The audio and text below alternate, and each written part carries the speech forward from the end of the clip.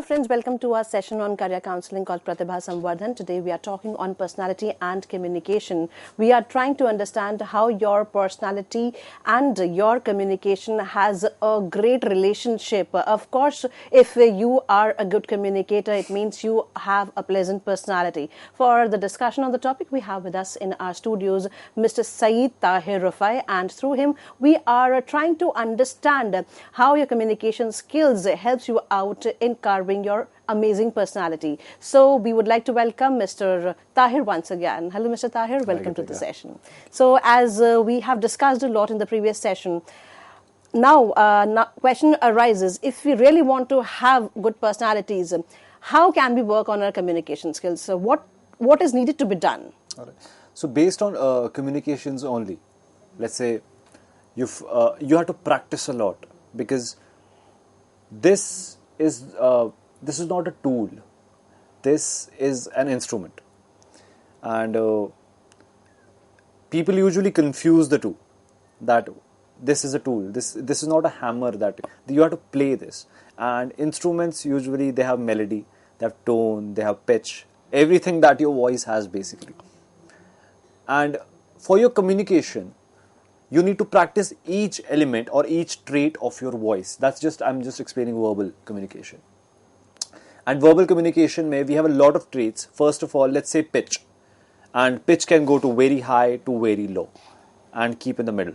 So you usually have to go high and low. People who do public speaking know this very well. But in our day-to-day life, when we talk or when we go to an interview, let's say, we become very monotone. And that basically is death to communication. If you are very monotonous, you don't change your pitch, it includes to all the other traits like volume. You have to go up, you have to go down. You can't be always very loud or always very silent or volume low. So you have to maintain your violence up and low. This helps in public speaking. Why? Because volume low, usually it means that you are going to say something important. So people pay attention when you are saying something important. And when you have to get people's attention before paying attention, you go a bit higher. So that is how you change your... There's also rate of speech. Rate of speech is how fast you speak. So if you speak very fast, you can't understand what people are saying, and then that happens. And if you are speaking very slowly, people get bored. So you have to maintain a speed of your speech, but it doesn't mean that you stay in the same speed, because that again becomes very monotonous. Now sometimes you have to increase and sometimes you have to decrease. And again, when you speak slowly, people listen. Because what's happening? Because when you're speaking slowly, it gives people time to understand what you're saying. So there's little breaks there, little mini breaks, or much time to understand what you say. It makes it a bit clearer for people to understand what you're saying. And sometimes, this is usually with public speaking, but if you can skip some of the sentences, then you go a bit faster. So that's how you keep going further. And there's one more thing that people do a lot these days. And they have filler words. These are all filler words. This is gibberish. Other are filler words. Like, okay, right, you know, all of these are filler words which basically take out all the weight from your speech. Your speech does not have any more weight when you have filler words all the time. There's one exception, which is stand-up comedy. And when you're talking to people as a friend. So stand-up comedians usually do this. They say, so it makes a bit relatable to people. But in most situations, you don't want to do that, because it takes credibility out of your speech. So that's another thing. And then with your body language.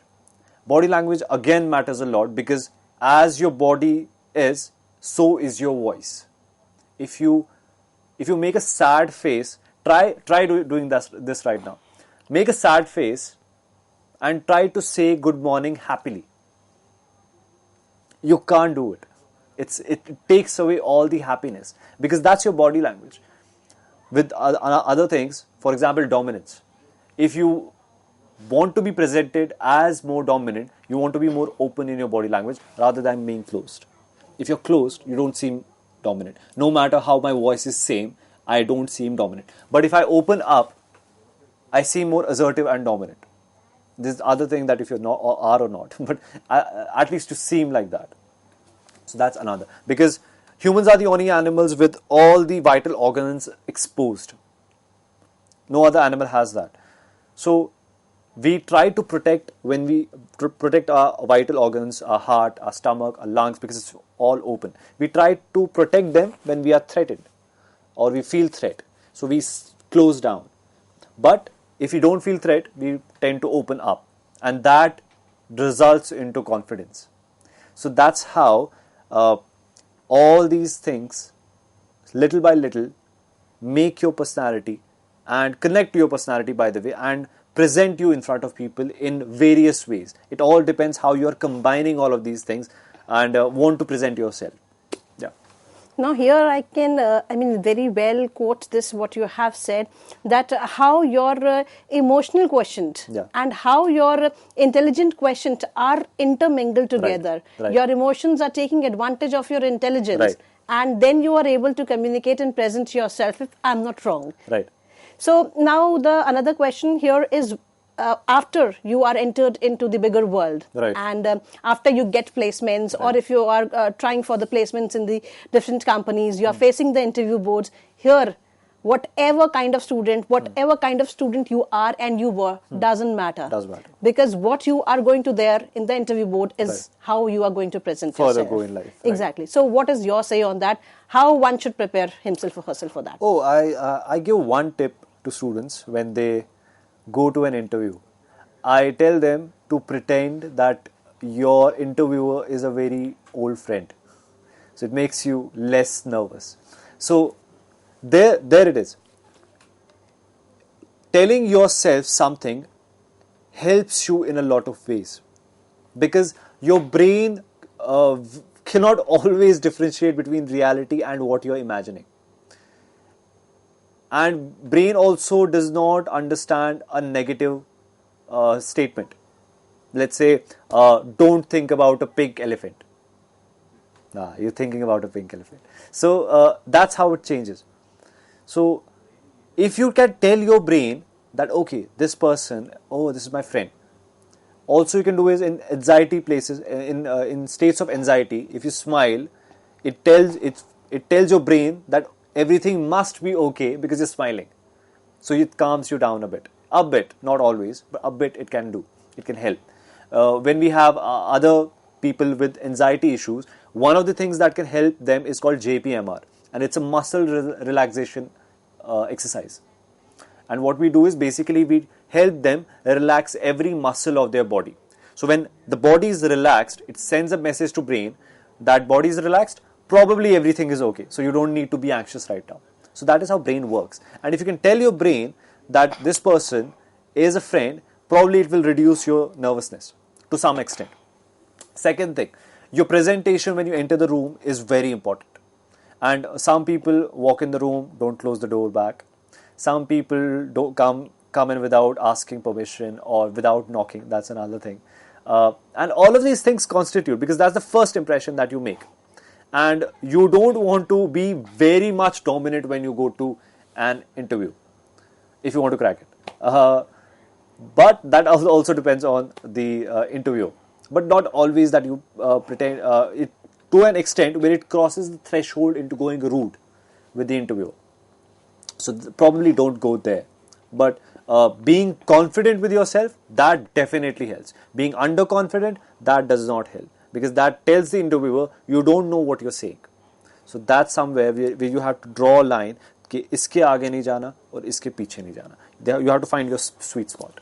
Definitely, dear friends, if you have any question, do call us, do ask questions through our toll-free number. Our number is 1-800-110-430. I repeat, our number is 1-800-110-430. So we are waiting for your calls, and Mr. Tahir is here to answer your questions. So, Mr. Tahir, you have elaborately given stress on how to kill your nervousness. If you have to present yourself, you have to first fight with the enemy inside you. Right. Now, this is the preliminary stage, facing the interview board or facing someone whom we are going to exchange our thoughts is the secondary thing. Right. But the primary thing is when we talk to ourselves. So, talking to different kind of people. First, one on self, then the bestest friend, or what we call as the interpersonal communication, Right. then to the public, to the masses, to the group. Right. How important it is for each one of us to talk to three kinds of people altogether. So one is the One person is by inside. you yourself. Thinking is an art, and not a lot of people can do it, because to think, basically what you're doing is that in your mind you're creating two people, and those two people are communicating with each other, and there's a debate between the two people in your mind. Exactly. And then you can create a third person for a third opinion, and then you can create a fourth person. And what usually happens is that people create multiple people which are not needed in that discussion, and then it goes all over the place. The communication inside their head goes all over the place, because they don't know who is right, and they're all talking at the same time. So it's an art to think. You should know how to think. I think writing has helped a lot, because the thoughts in your head, they're always moving around. It's not tangible. You can't see it. You can't touch it. You can't feel it. So it's all moving around. So what you want to do is, when you think, you want to put it in a tangible way. And what is a better way than to write it down? Once you've written things down, it's best to cross off things that you think are not important. It's called a brain dump. So you dump all your thoughts on a piece of paper, and then you scratch off or organize it to some extent in a way that you can understand, and scratch off everything that is not needed. So basically what you're doing is you're erasing the other person which is not needed in the discussion inside your head, inside your thinking. So then you understand what you want to think about, and then all those things come into a debate, and then you form one opinion. All right, this is what I want to do. So Exactly. it's best to put it in a tangible way where you can actually touch what you are doing. Otherwise, it's always going to be inside your head, not at a place. It's always going to be a bit distorted. There's a blur line there which you can't see properly, and can't come to a conclusion, because every time you are close to a conclusion, this other opinion comes into you. Okay, why not that? Why not this? Why not this? So it's best to write it down and elaborate it. Okay, why is that not best? Why is this not best? Because it helps you think clearly. Yeah. Now, coming back to the connection of personality and communication, it is often said that language is a barrier, but Right. it is not a barrier to all. Right. Sometimes some people, those who have, if I'm not good at English, my English is not good, but still I am confident enough to present my things. मुझे लगता है कि अगर गलत भी जाएगा तो क्या है? I'm presenting myself. My thoughts, my thinking is being perceived by someone else. So this is a kind of a personality trait where I am confident. Right. Here, for me, language is not a barrier at all. But for someone, it may be. Maybe. So how will you define these two personality traits then? So the basic emotions are same all over the world. It's amazing to see that when you're happy, every person on the planet, 8 billion people smile when they're happy. And no one has ever taught anyone to smile when you are happy. No one has taught anyone to frown when you are angry. No one has taught you to make a sad face when you are sad. It's all genetically inbuilt in human race. So a lot of things are common in all of us, which we can understand even if there are language barriers. And most of these things are physical. They are in non-verbal communication: smiling, laughing, sad face, angry face, disgusted face. So all of these things are very common. And to some extent, some of the hand gestures have proved to be similar in a lot of cultures. Like thumbs up, it means okay in a lot of cultures. Not all, because it can mean something offensive in some culture, but most cultures means thumbs up means good, we are good to go. And maybe this means we're not good to go. All of these are symbols that there's something common in the human race that researchers are still researching. Having said that, language barrier of course puts a barrier in communication, because if you can't understand what the other person is saying, you can't tell what he wants to tell you.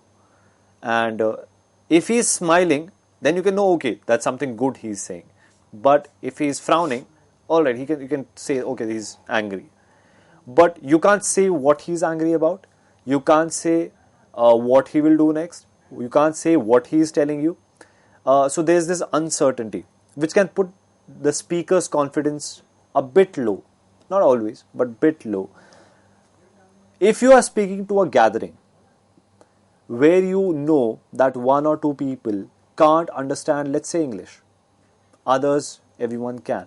So you can communicate well and to some extent try to make them understand. If you can change your language, maybe let's say everyone understands English, two people understand Hindi or Urdu or whatever language. So what you can do is that between your communication, to make them feel included, so that you don't become rude to those two people, because you have to include people in communication. You can tend to translate it for them what is important, so that they can at least understand what is going on and then don't feel left out. So that is where you can help. But if there is a total language barrier where one person is speaking, one language, Mandarin, and I can only speak Hindi, so that is a big language gap. So that is very hard to fill. But of course, basics we can communicate. Definitely.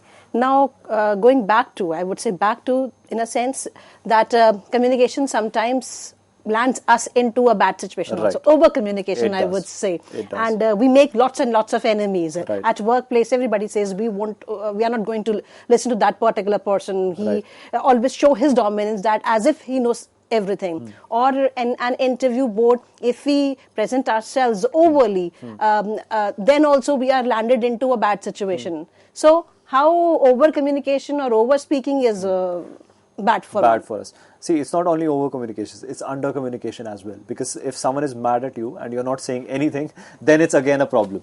So over speaking, let's only on that topic. Over speaking is generally under categorized under enthusiasm, and enthusiasm is a trait under extroversion, which is a trait of the Big Five model. Over speaking, enthusiastic people, it's very hard for them to not tell you everything about themselves. So if you just ask one question, it's very much possible that an enthusiastic person will tell you everything about themselves, which sometimes lead to sharing of information which is not needed to be shared, which sometimes leads to sharing of secrets of other people, which, as Gitika, you were saying, that leads to trouble. And those are the things, those are consequences of oversharing. There are pros and cons to everything. So undersharing helps you won't reveal a lot of secrets, but sometimes you might not speak in a situation where you need to speak. And overspeaking might help you with your PR, let's say, but then again, you might end up telling a lot of secrets to a lot of people. Secrets that, about yourself, which might land you into trouble. And probably that's why enthusiastic people land into a lot of trouble. But yeah, there are pros and cons to everything. Exactly. We have also seen that in the present scenario, during many interviews, in the interview board, there is a psychologist there. Yeah. Whatever we say, in whatever form we present ourselves, the psychologist there, right there to, assess us. And here we are sometimes into a bad situation. Right. One of my friends, she told that she said something extra about herself, and the psychologist there. Psychologist was there, and he asked, "How can you say like this? Right. What is the evidence there? How can you prove yourself?" Right. So one should be careful that there are people that they are there to take you out from the situation there. Right. So what else you have for other students or the youth who would be watching us right now? What should one do continuously? Practice. What kind of practice? Practice a lot. So you can't do much in communication and personality until you don't practice it. And if you don't practice it, it's like reading a book but not knowing how to build a car, which you are reading a book about. So it's like reading a book on building a building and then you never practice, but you say that I can build things, I am a civil engineer. it's not about that. It's not about your degree only. In the same sense, it's not about what you read from books. It's about practicing it outside in real life situations. I tend to tell people, I have a lot of students who are on the introverted side, and these people want to go out, work in corporates, on a high position jobs. They have high aspirations, but their introversion trait somewhere puts a hurdle in that, because they can't speak to people or assert themselves sometimes. So what I tell them, go in front of public and speak. So I tend to make them speak in public speak. That's what I do. Put them into real life situations. If you speak too much, practice to keep quiet. I have heard somewhere that it was said that your success is not your success. Your success is because of the people around you. Right. So, do you think that one should have ample of people around, those people whom you can talk to, to whom you can discuss about your things, your negatives, your positives, and you can take advices and suggestions. So there should be people so that you can be into a right track throughout your life. Should be. Because people, especially older people, the people who have been around older people, tend to make more right decisions, because due to experience, which is not always the case. Of course, there are changes. The current world is changing, and experience is rapidly changing now. From in the same generation, one's experience might not be relevant to the other person, even if there's a 5 or 6 year gap. So, experience on a traditional level still is relevant, because a lot of things don't change a lot. Social media can change a lot, but the way you communicate to other people, it will never happen that when you're happy you frown.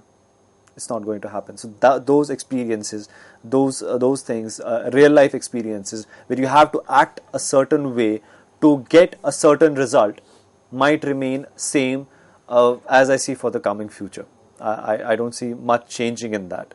So experienced people, or people who you can say that they are your good or well-wishers, and you can very much rely on that, especially people who can prove to you that they actually mean good. And that also means that in situations where a lot of people might be trying to make you happy, this one person comes up and tells you, okay, that's what you did wrong. But there are, of course, variables to that. They don't do it in public. That's one variable. They tell you it in private. That's one variable for assessing that person. Exactly. And now, last not but the least, the mental health, which we always talk about. Whether we are of any age, our mental health is the most important thing. True. In that sense, either you say your personality or you say your communication skills, they have connection with your mental health. Right. So what do you want to say to the youth, to the students who are watching you right now? Well, I'm not a clinical psychologist, but these personality traits, of course, are markers for a lot of course, on the edges. They are markers for a lot of clinical disorders. I'm not a clinical psychologist, so I'm not going to expand on that. But that is what I can say. To have a personality where you can expand yourself in a lot of situations is favorable. If you have only one kind of personality on which you cannot expand, it will limit you a lot. So if in extroverted situations an introvert can't change him a little bit to mingle with the group if it is necessary, then he will stay a little aback. It might be good, it might be bad, I can't say that, but this is what will happen. And it has its pros and cons. Every situation, every trait has its pros and cons. So you can't say that an introvert or an extrovert has a power over the other. It's not the case. Both have their equal pros and cons. Of course, situations can be favorable to someone. One can be favorable to one, and the second can be favorable to the other. Let's say influencers, social media influencers. Well, extroversion helps them. That's a situation. But academia, where you have to dump yourself in books. Introversion helps there. So it's very subjective. Definitely. Now we would like to thank you once again for giving us such a wonderful session, and we hope to have many more such sessions in the future, and Sure. we would like to have more and more of your insights into our lectures. So dear friends, thank you for watching us. We are going to upload this lecture on YouTube for you, so you can access the lecture the number of times you wanted, and yes, afterwards, if you feel so that you have any question or if you have any feedback, then do write to us at cecgurukul.live@gmail.com. We are going to meet again next Thursday with another topic. Till then, thank you so much.